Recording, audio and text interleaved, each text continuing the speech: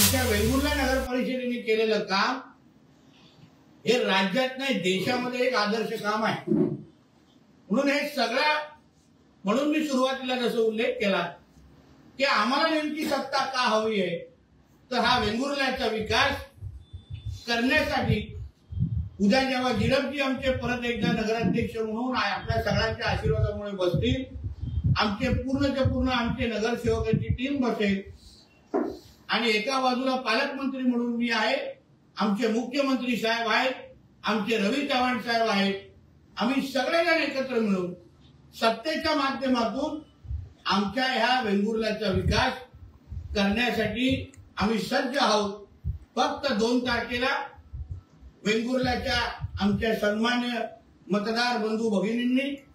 आम्हाला 2 तारखेला आशीर्वाद द्यावा, काम करण्याची परत एकदा 5 वर्ष संधी द्यावी,